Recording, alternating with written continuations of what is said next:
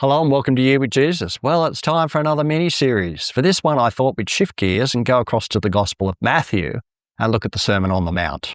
I was thinking about it, John's Gospel focuses on the identity of Jesus, especially his divinity. Mark's Gospel focuses on the miracles. Luke's Gospel focuses on his encounters with people. And Matthew's Gospel, more than the others, focuses on Jesus' teachings. Luke also has an account of the Sermon on the Mount, but it's shorter than Matthew's account. And Mark and John don't include it at all. That word Beatitudes, it's a funny one. Do you know what it means? Which comes from the Latin Vulgate Bible. There you go. Which simply in English is blessed are. It doesn't mean be attitude, as in make sure you have this attitude. This is the beautiful church of the Beatitudes on the side of a hill in Galilee. A Roman Catholic church said to be on or near the site of where Jesus delivered his Sermon on the Mount, of which the Beatitudes is just a small section. There are many so-called holy sites in Israel I personally am happy to bypass, but a visit to this church and its beautiful gardens early in the morning before the crowds come is a wonderful experience. The church is octagonal, and as you go inside, there's 8 panels, each one depicting one of the Beatitudes, and there's a sneaky trail that goes from here all the way down to the shores of Lake Galilee. It's just beautiful. The whole area is like a natural amphitheatre.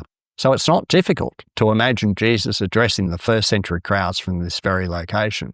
Calling it Sermon on the Mount is misleading because it's not a sermon as such, given to the faithful in a church or a building. It's a collection of sayings distributed to a crowd listening on a hillside.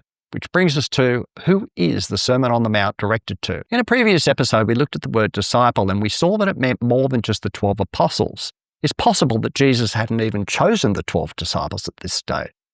If Jesus had have intended for this teaching to be given only to the 12, he would have taken them to a place by themselves, as he did at other times. So my best guess is, and I believe the text supports this view, is that the teachings of Matthew 5 through to 7 were heard by a large crowd who we can, in the general sense, call disciples because they were learning from Jesus. I think this is important because it means that Jesus' words on the Sermon on the Mount are not owned by the faithful. The truth of this teaching is not just for believers. The teaching is universally true. For example, do unto others as you would have them do to you. This has been universally adopted as the golden rule, not just by Christians. God's blessings are for all. So let's look at the opening paragraph of the Sermon on the Mount, the Beatitudes. Blessed are the poor in spirit, for theirs is the kingdom of heaven. Blessed are those who mourn, for they will be comforted. Blessed are the meek, for they will inherit the earth. Blessed are those who hunger and thirst for righteousness, for they will be filled. Blessed are the merciful, for they will be shown mercy.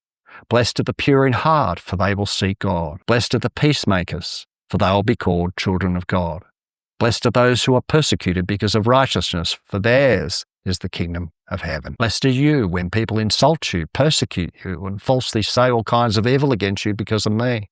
Rejoice and be glad, because great is your reward in heaven, for in the same way they persecuted the prophets who were before you. It's very important that we don't turn the Beatitudes into things you have to do.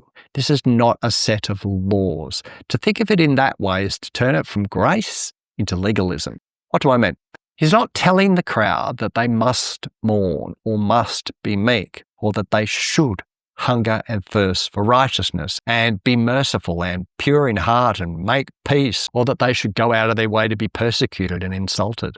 It is wrong to think of them as be-attitude. There is no command to be or do anything. It's about Jesus looking around at the crowd, a crowd that had been told that God's blessing was in everything going well for you. And we tend to define blessing in positive terms. Good health, fun times, sunny skies, financial prosperity, and even a car parking spot right where we need to get to. But is this really the limit of God's blessing? According to this teaching, no. Jesus is looking around and he knows that the common people have been downtrodden, made to feel guilty, and that they're having troubles in life, and perhaps feeling unblessed because of all that. But despite all that life was throwing their way, they were hanging in there, trusting in God, seeking God. Jesus is making observations regarding what he knew of their daily existence, and he is turning their thinking upside down. He's suggesting to them that the very fact that they are in need positions them to receive from God. He's not asking them to do anything. He is validating where they are right now. Here's my personal paraphrase on verses 3 to 6. Blessed from God are you who feel unworthy and unspiritual, for the kingdom of heaven is for you. Blessed from God are you who are in anguish because of suffering loss, for you will be comforted. Blessed are you when you are forced to watch others push and shove ahead, forcing their own agendas, for ultimately you will end up with more than any of them. Blessed are those of you who are crying out for justice, for you will be satisfied when things are put right way up. I can see a crowd shaking their head and thinking, wow, really? There's hope for me? I can be part of this? I thought I was excluded from God's blessing because of my challenges, but now I'm hearing that it's my weakness which qualifies me, not my strength. The ones who are supposed to be in because they were confident in their own grand efforts are out. And the ones who never thought they had a chance are in. That's why those who hear it are blessed. They are happy because they can get in on it. The Romans excluded them from citizenship. The religion of the day excluded them because they weren't religious enough. Many of them presumed their humble state meant that God had abandoned them. Or perhaps it meant that they didn't have enough faith, or they must have done something wrong. That was the kind of folk religion that they'd bought into. Now they're being told that they're blessed. Jesus is taking those who, from a human point of view, are thought to be the farthest from God's blessing, and instead lifting them up as examples of when God draws near. Dallas Willard says, thus by proclaiming blessed those who in the human order are thought hopeless, and by pronouncing woes over those human beings regarded as well off, Jesus opens the kingdom of heavens to everyone. New Testament scholar David Garland sums up the Beatitudes in this way. Happy are the unhappy, for God will make them happy. Jesus is taking those thought to be unblessed and unblessable, and he shows how the kingdom of God is available to them and how they too can be blessed. Well, who are those who we often deem unblessed?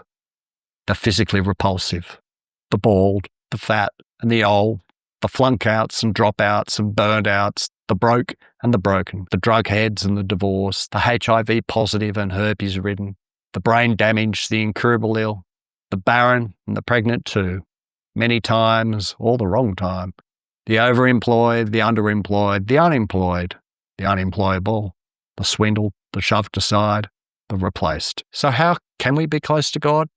Attended to our worship event? Attend a Bible study? Do religious things? Well, if we want to see the blessing of God, you may find it there, but I guarantee you will definitely find it among those who are brokenhearted. Consider, for example, that one phrase Jesus has said here, blessed are those who mourn, and ask yourself, how can I be in the presence of God by being with those who are mourning, offering his comfort? See you in the next episode.